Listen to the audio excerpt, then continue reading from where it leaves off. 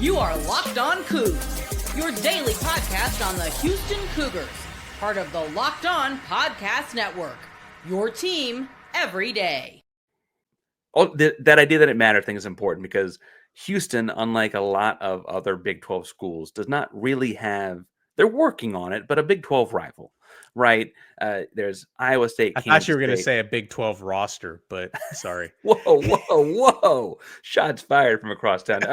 But what I really meant was that like there's the Iowa State, Kansas State, and Kansas State. Those are things that exist. Utah, BYU come in with a rivalry already there. Arizona State. Baylor, TCU have the blue bonnet, something that used Y'all to are playing UCF for space now, right? What I have been trying to I think every Houston fan I've talked to has laughed that off too, which is probably the right answer. But what I am trying to drum up though is like rivalries in college football are a real part of the fun, right? Like pro football, I guess like the Vikings and the Packers don't like each other, but that's more about the fans. The players, some of those guys went to the same schools together, right? Like this is like college football, the guys actually have some of that rivalry on the field in a way that plays out just differently than it does in other levels of professional sports. And Rice is kind of all Houston's got. You know, Southwest Conference falling apart in 95 didn't help, obviously. But I feel like it, because Houston's got a little bit bigger athletic program right now, and people seem to forget the 2023 happened when you talk to them too much about it. You know, there's been a couple years every now and then that people assume that, but that's not really, that's a rivalry in name. You're just both in the same town. They assume it's not the same kind of big deal here. When I almost think that the over-under being set on FanDuel at 39.5 implies like they kind of think there's going to be a little bit of a slugfest for part of this one, right? Well, I think that's just you talk about an ethos of what a Willie Fritz coach team is, right? Like they're going to hit you in the mouth. Like that's the whole idea. We got the transfer quarterback and we got some skill players and they're working on the offense. Like I get that, but if Willie Fritz is going to do something, he's going to hit you in the mouth. And Rice has been good defensively. That's the one part of this that has worked over the last couple of years. So yeah, I get it, and I think something just on this rivalry in general that you know. I think what might get lost when you just look at, you know, box scores and things like this is how much this game has mattered. And just look in the past, like 10 to 15 years, like winning aside, like who wins the game is important. But even in the near misses and things like that, like it's told a story. And like with both of the previous coaches that were employed here, you have Rice's near miss in 2022 that kind of was warning signs that like, hey, something might be coming. They win in 23 and then they get steamrolled in 24. And we just see the whole cycle of both coaching staffs can somewhat trace their employment to how this game transpired beyond just the win and the loss there. Like it's a game that's mattered for both schools, which is not always the case. 2022 absolutely came up when 2023 happened. I remember people being like, oh, they act like they ran away from this last year. It took a fumble for a touchdown. Like that was part of the lore after the fact. I don't know that it was as front of mind before 2023, at least for a Houston Cougar fan. It felt more like a, breathe easy kind of moment. Look, I'm going to be honest with you. I think Houston wins. I don't think they win by the 2 touchdown spread that FanDuel has it at.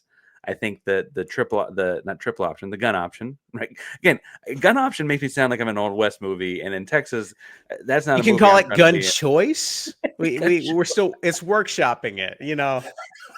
Gun choice is good. Gun choice is good. This is his words, not mine.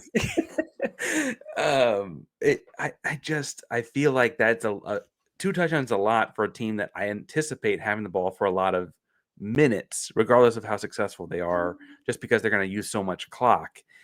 I'm assuming you're going to say Rice has a better chance than that. Maybe I'm wrong here, but I would assume that as the guy covering the program, you see the positive more. I'm really interested because what I want to know is, does the speed that Houston has on defense and the physicality they have on the trenches become an equalizer? Because I think what Louisiana had going for it is that's kind of where there was a chink in the chain and it didn't work. And Rice was able to have success there. So far, we're one game into this. And from what I've seen from the option is it is so much more the case of it works or it doesn't. And like, that's a really broad brush, but man, if you were just more physical and you can close the gap, it doesn't matter which one you're running to. So that's what I'm interested to see. Can Houston do that? I don't know. From what I saw against a talented Sunbelt team, I think it might be more challenging than not. So I'd probably take the under, but I get a bit nervous because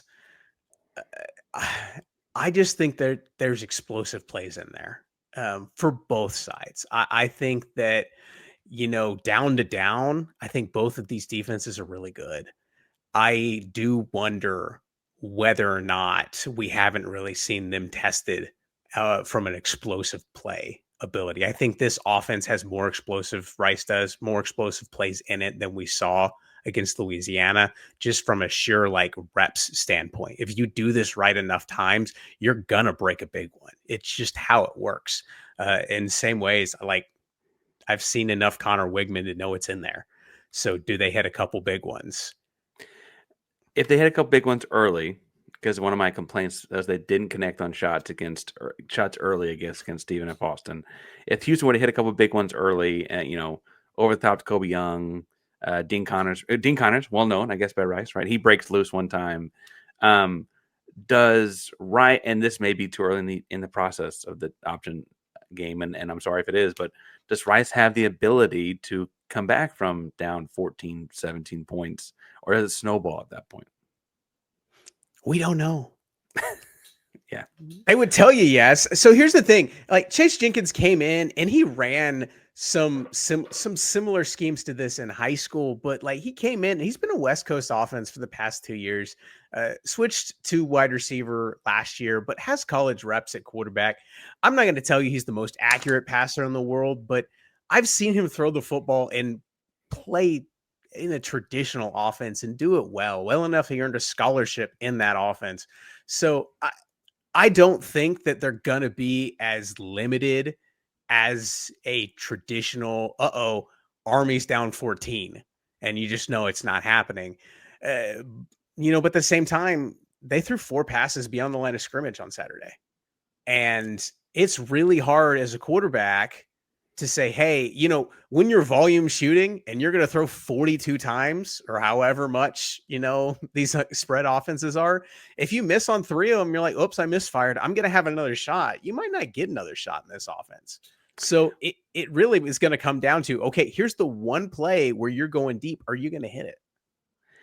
I think that like single opportunity thing is going to come up at either, a blitzer on Houston's defense, or it's going to swing it one way or another. Ball. There's going to be, and it might be in the mid-second quarter because of the nature of catching up from behind in the option, right? It might not be a late fourth quarter kind of situation to be the deciding play. I do think this is going to be a competitive, fun one. And I think for the fun of the bucket, right? It's part of the fun of the rivalry.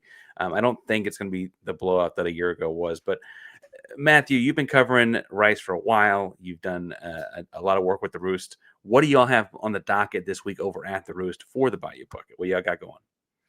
Got game preview came up, talking notes and X factors and keys to the game. We got some practice notes coming. Got a Q&A with some folks over on the Houston side, the Scott Holmwood podcast. Been friends for a long time, so there's always something going on. There's a lot going on. It's a big week. People are already excited, and you add a win to that fire, and people are even more interested. That's Matthew Bartlett of the Roost, at the Roost. At the Roost on Twitter /X, whatever you want to call it. That's Park Rangel, host of Locked on Coogs. Thank you for making us first listen of the day, today, and every day. Be back tomorrow with more on Houston and Rice and the Bayou Bucket this week. I do wrap up by saying go Coogs, man. I'm gonna make it go Coogs.